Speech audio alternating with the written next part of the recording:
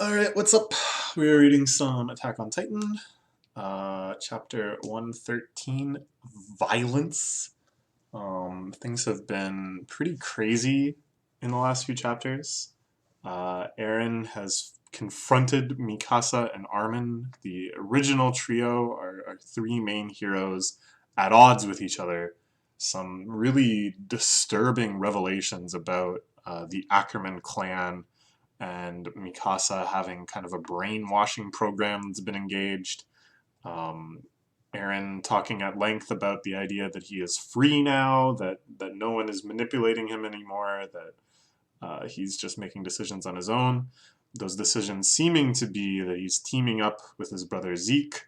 Um, they're going to take over the entire kind of military operations of Paradise Island. I believe with the intent of awakening the world flattening weapon and kind of holding the rest of the country, or the rest of the world that is, in like peace ransom. Right? And that this plan is advancing most recently with Zeke screaming and titanizing all of the soldiers out with Levi in the woods. He's in a pretty bad spot, surrounded by Titans. What's going to happen? I don't know. I'm sure a lot of you out there do know what's up. This has been something pretty common with Attack on Titan, is that I'm usually a few steps behind. I don't know. I apologize for that. I know that if I was more focused on this series, I probably could come up with more cohesive theories, remember more details, put things together more quickly. But you know, I can only do so much. I hope you find these videos entertaining despite that. So yeah, let me know. Like, what do you think is going on? I don't know. I feel like I have a pretty I have an understanding of what's going on, but I wouldn't say that that understanding is complete or necessarily accurate. And I think that's fine too. You know, like the series is meant to be enjoyed by readers of all levels of commitment. If everything was obvious to everyone, it wouldn't be so interesting. So please respect my ignorant perspective. Okay, so what's going on here? We see Commander Praxis surrounded by his staff. This, I believe, is right before they get bombed. This is like a flashback? No, no. Or is this guy still alive and it was the other guy that got bombed? Oh, baby. No, we're back. This is what it's like. Don't you remember? Don't you remember the fun we've had watching me try to remember which character is which? I'm sorry. Oh, no, this guy's still alive. What am I saying? I think they're just feeling super residually Zeke's scream, because I think they probably also have injected the spinal fluid or whatever it is that allows Zeke to titanize them with his roar. Maybe? um, yeah, so this is the rest of the Scouting Legion have been captured by Eren's rebellious forces. Yes, and here we see Zeke running off into the woods. I liked in the last chapter that him and Levi had some kind of banter, you know,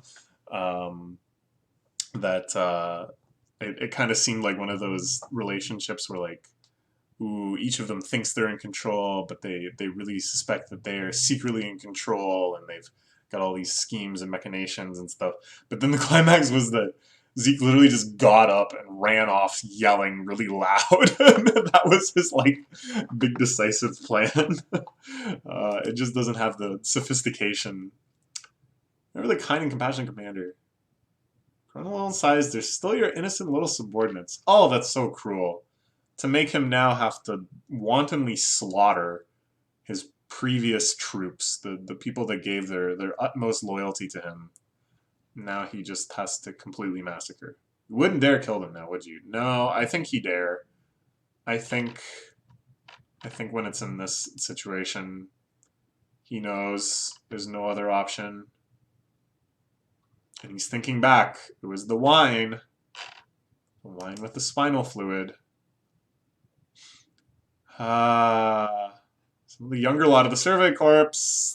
Don't trust those guys. At least enjoy a quick sip. So I almost feel like the plan too was that Levi wouldn't drink the wine, because it really seems like Zeke is enjoying this psychological and soon probably physical torture that he's giving him, of having all of his subordinates Titanify and not giving him the easy out of being a mindless Titan himself. So yeah, they all drank it. I guess everyone but him drank it. Zeke's spinal fluid was in the wine. He didn't go rigid after drinking it. Did he lie about that? Oh, okay. Yeah, so they were talking about that in the last chapter, too. Yeah, I guess it's pretty clever. Come up with something like that. No, yeah, don't worry about it. You just go completely stiff and paralyzed. That's the first step. Don't worry about if it titanizes, too. Fast. These movements aren't normal. Is this another one of Zeke's ploys? Interesting. Yeah, we've never seen Titans climbing trees before, have we? Or at least jumping around like this. This is certainly a new level of coordination. Ooh, that was cool. I like this spinning double blade thing. It's pretty badass. Oh, and he can recognize them. The resemblance in the face is enough. He can recognize who is who. Still in there somewhere. So yeah, so far he really is not killing them. He's really deliberately, I think, avoiding just slicing them up at the napes. But it's not like we have any way of de-titanifying these mindless titans, right? The original set of titans, the named titans, those ones, of course, it's just a guy kind of riding around in the titan suit. And usually they have some degree of consciousness and they can be brought out of it. But these guys, I think, are hopeless. He looks at the nape here. Are you still in there somewhere? But I don't know. I don't know if they are. Oh, man. Oh, this page is terrifying. This is going back to the real core iconography of this series, I think, in a way that is more terrifying than ever before. It's well done. It is, I think, to set up so early in the series why the Titans are so horrifying, and to associate so clearly the visual of these like human-esque mindless monsters stumbling about, grabbing and biting, with the horrors of seeing like Aaron's mother eaten and stuff. And then you like kind of back off for a while. You back off on it quite often. And for a long time it's like they're not as threatening. They're seen in situations where the humans are actually winning, you know. They're seen as lesser threats than the Armored Titan and the Colossal Titan and the Beast Titan and stuff, of course. But now, in this situation, he's all alone. We know the true horror of what the Titans are. And then we go back to that most, like, primitive, iconic fear of them when they're just these mindless, infuriatingly stupid-looking beasts. Oh, it's well done. It's well done. They don't know how to do this either. But it's sad. There's not a battle or a conflict. Just a parting. We couldn't trust in each other. That's perfectly understandable. The world we've seen is just much too different than the one you have. So, okay, so we're getting kind of into the core philosophy of this story here. And it's really interesting to me what in the end they're eventually going to condemn or glorify or something. Because they've gone to such lengths of putting blood on like everyone's hands, of making these very difficult, morally relativist situations where everyone is just massacring everyone. Yeah, I don't know. And so Zeke's acknowledgement here that there's nothing wrong with how Levi was doing things, that every decision he made was perfectly understandable. from the perspective he saw of the world. It's interesting. Again, it's like, so is that just gonna be it? Is this like the kind of final lesson of the series? Is that it's just all random violence occurring? I mean, okay, that is kind of how international geopolitics often is. They're attacking Rebellio, but regardless, the world is coming for this island and will soon be upon its shores. You all do not understand what that means. And here we see, of course, a much more modern fighting force. This is where I start to think allegorically about the series. The look of these ships, the look of these troops, thinking America. I'm thinking Japan as analogy for Paradise Island, and America as analogy for the rest of the world that feels terrified of Paradise Island and has decided to squish it before it can squish back. I don't know if that's an oversimplification, and if it is, they're not being so on the nose with it that it's like, and Japan is the good guys. So again, it's like, what will be the final lesson of this series, if anything? We have power, we have time, we have options. Assuming those things, Levi, it was a grave mistake on your part. Oh, he's losing. No point in telling you my true intentions. You wouldn't understand anyway. None of you. Whew. We have power, we have time, we have options. But if they don't really have any of those things, then what are they doing? Like, what is the actual plan here? Only we are capable of understanding. To get out of this forest, I will go to your side. But I hope you remember the time and place, Aaron. It's kind of like you better. I mean, I told you like 5 times. Near this village, 5 p.m.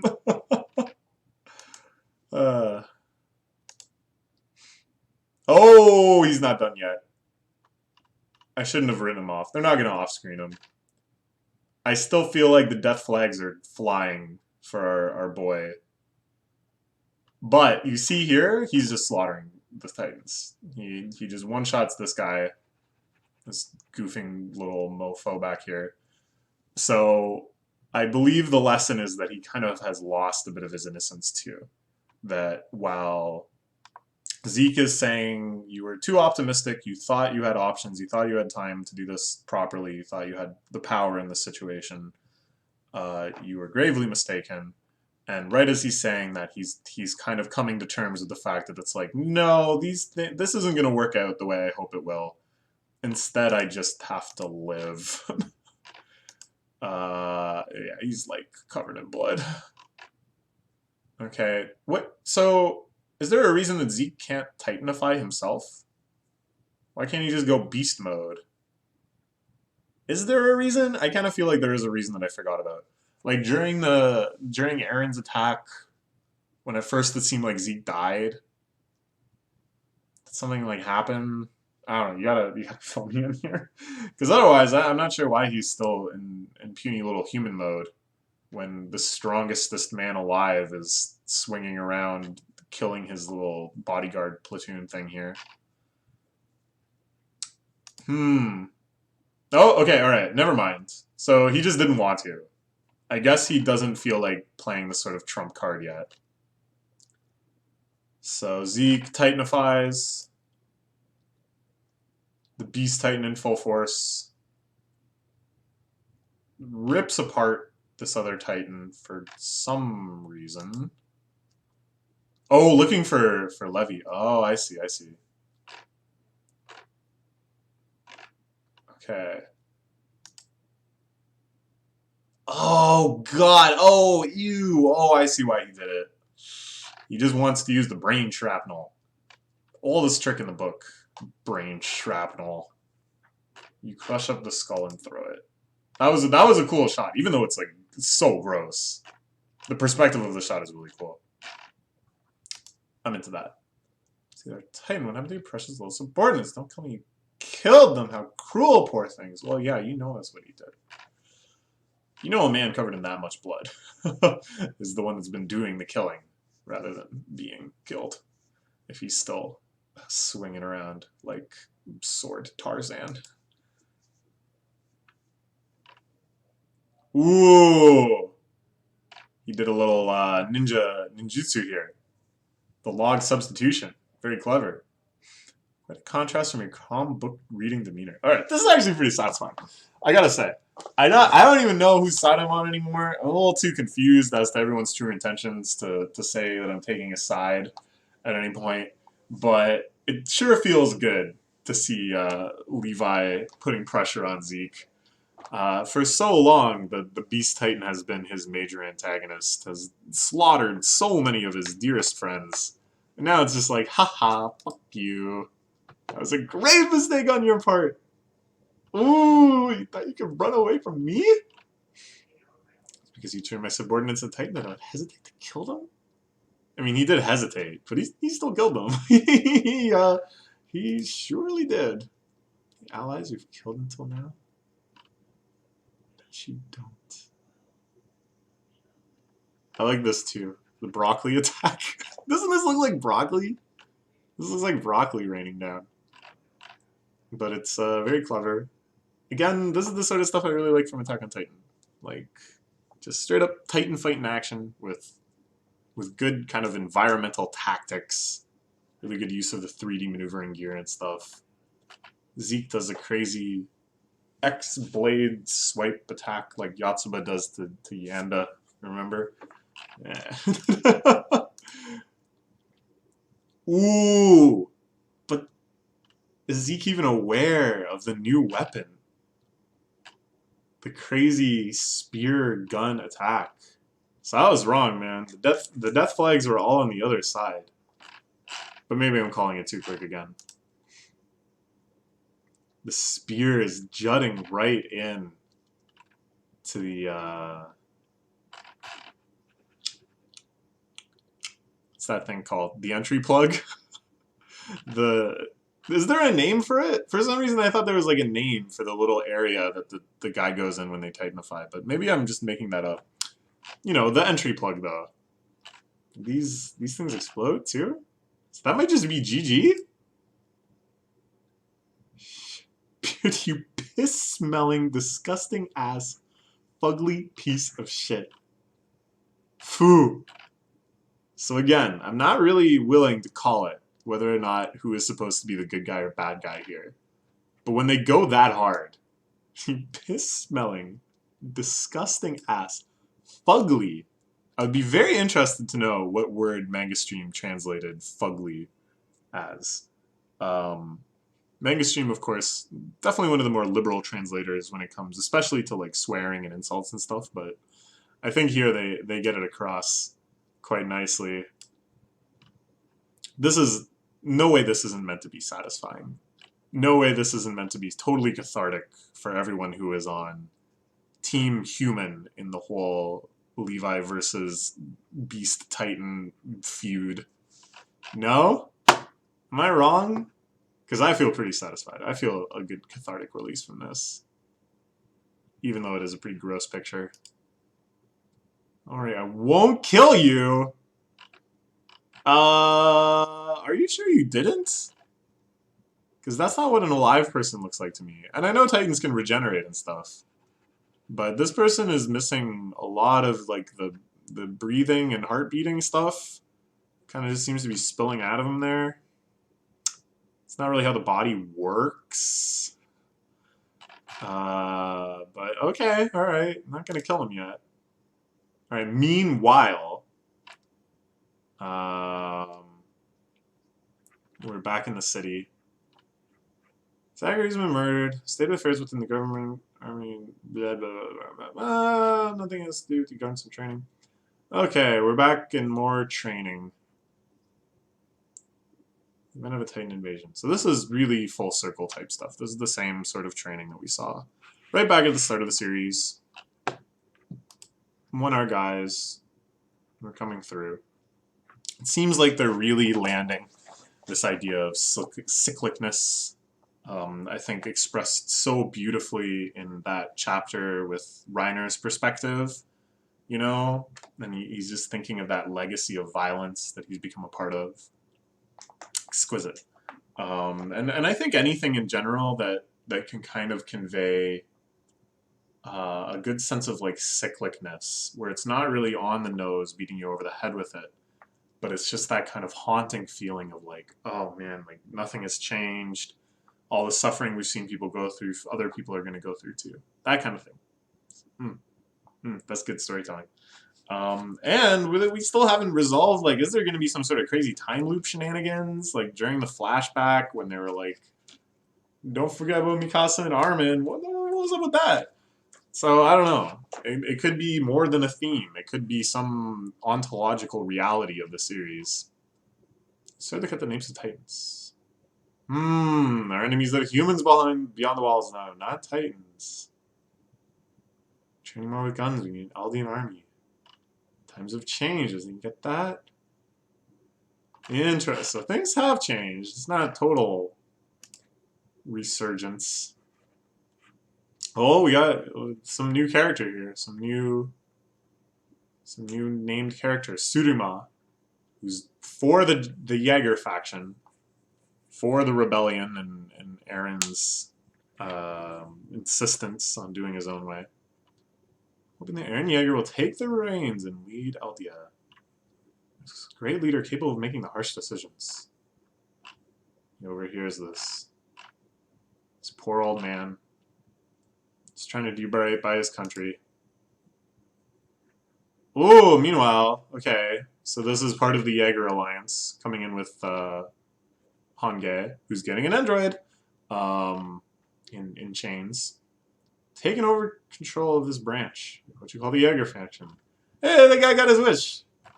Good for you, Sudama.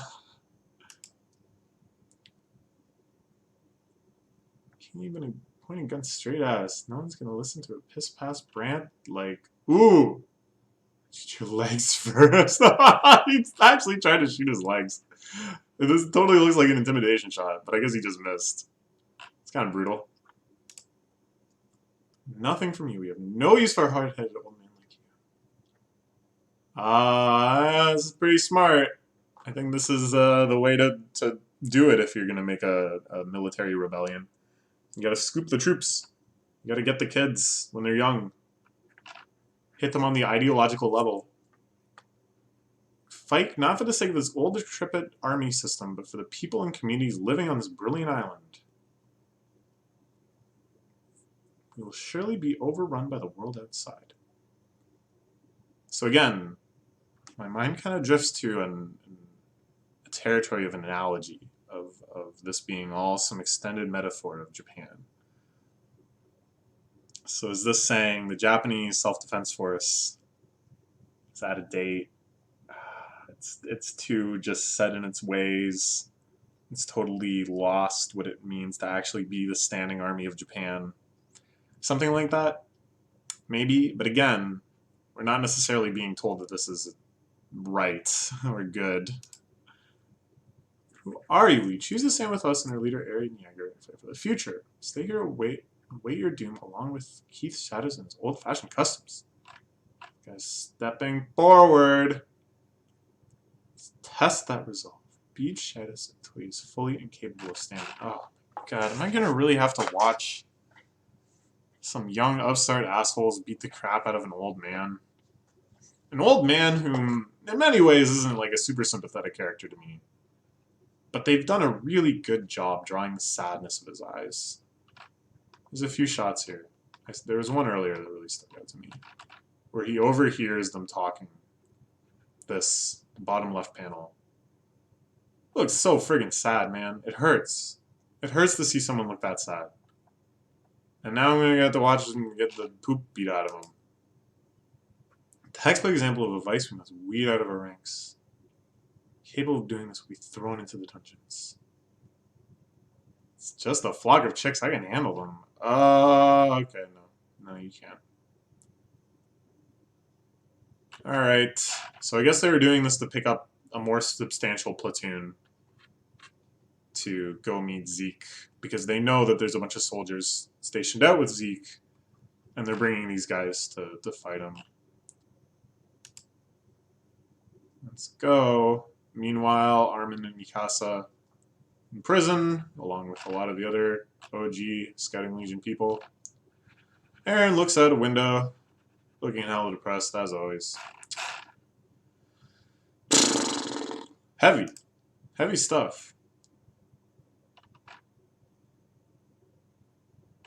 Zeke, all bundled up in the back of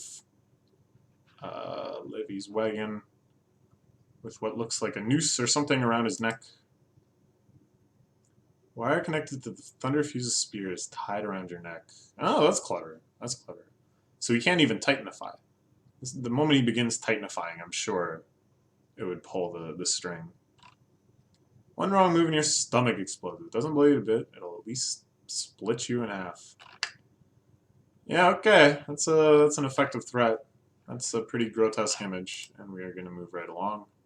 Oh, but there's more of it. Oh, good. Now he's vomiting. It's be tough not being able to die in this state. Not that I pity you.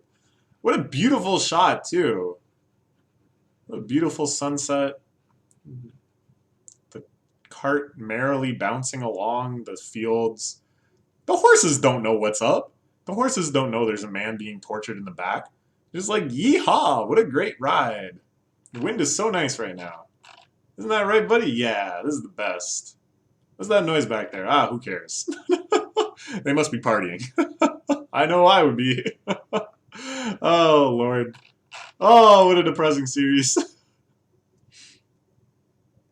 All went according to your plan. Was this also part of your plan?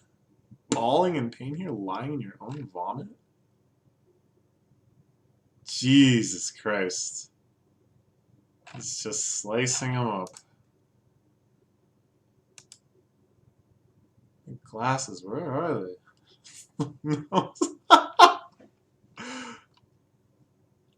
Oh my god. What? We're really... See, this is like, come on.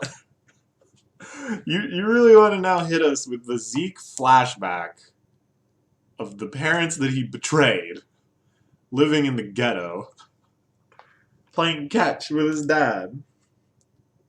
His dad, whom apparently he inherited those glasses from. The duty I must complete. Okay, alright. That's it. We end in the midst of the Zeke flashback.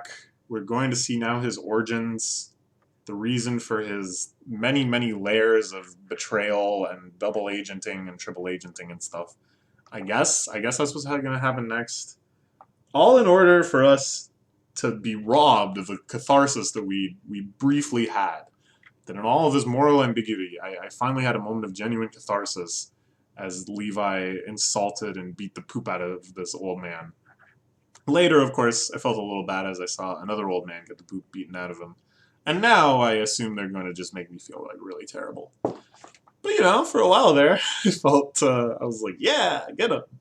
It's been quite a while since I was able to say, yeah, get him in this series. Alright, let's see what chapter 114 brings. Okay.